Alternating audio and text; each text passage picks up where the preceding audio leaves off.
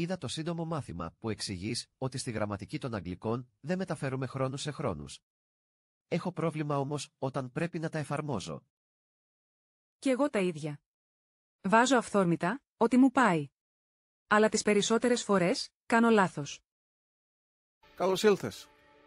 Είμαι ο Γιώργος Δροσουλάκης, επαγγελματίας εκπαιδευτικός, συγγραφέας 7 βιβλίων και courses για lower και proficiency και ιδρυτής του Multilingual. Σε αυτό το βίντεο σου δίνω τα πολύ απλά βήματα εξάσκησης για να μπορέσεις να χρησιμοποιείς χωρίς λάθη τη γραμματική στις εξετάσεις Αγγλικών. Είναι γεγονός. Οι αποτυχώντες στο lower και proficiency δεν εφαρμόζουν τους κανόνες γραμματικής. Γιατί? Διότι έτσι τους πάει. Και φυσικά κάνουν λάθη. Το κλασικό λάθος είναι ότι μεταφράζουν τους ελληνικούς χρόνους χωρίς να εφαρμόζουν τις χρήσεις των αγγλικών χρόνων, τις οποίες συνήθως αγνοούν.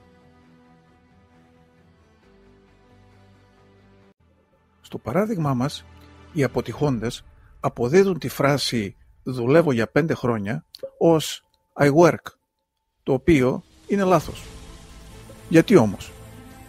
Η αιτία που οι αποτυχώντες κάνουν γραμματικά λάθη και στην έκθεση και στα προφορικά είναι η τακτική του «έτσι μου πάει». Όταν προβάρεις ρούχα, το «έτσι μου πάει» είναι ok. Αλλά στο συντακτικό των Αγγλικών σημαίνει αποτυχία. Και όσο επιμένεις στην ίδια τακτική, τόσο θα εισπράττεις το ίδιο αποτέλεσμα, το fail. Για να βελτιώσεις την απόδοσή σου και τη βαθμολογία σου, πρέπει να αλλάξεις τη λάθος τακτική του «έτσι μου πάει». Τι αλλάζεις όμως? Αλλάζεις το mindset, δηλαδή τον τρόπο που σκέφτεσαι. Για να λύνεις σωστά τις αρχές γραμματικής, χρειάζεσαι 2 συστατικά: τη γνώση της γραμματικής και τη μέθοδο εργασίας. Η γνώση των κεφαλαίων της γραμματικής είναι στην ουσία ο μηχανισμός των Αγγλικών που αντικαθιστά το «έτσι μου πάει». Και αν θέλεις την αλήθεια, η εμπέδωση των κανόνων γραμματικής απαιτεί δουλειά.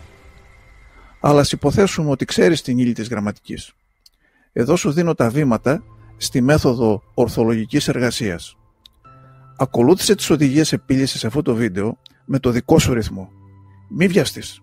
Πρέπει πρώτα να εμπεδώσεις τη διαδικασία που σκέφτεσαι όταν επεξεργάζεσαι τις πληροφορίες της κάθε άσκησης. Η αυτοματοποίηση απαιτεί χρόνο και πολλή εξάσκηση. Ας δούμε ένα παράδειγμα γραμματικής με 3 ερωτήσεις πολλαπλής επιλογής. Η ορθολογική διαδικασία επίλυσης της άσκησης είναι να ανακαλύψεις το νόημα στη μητρική σου γλώσσα.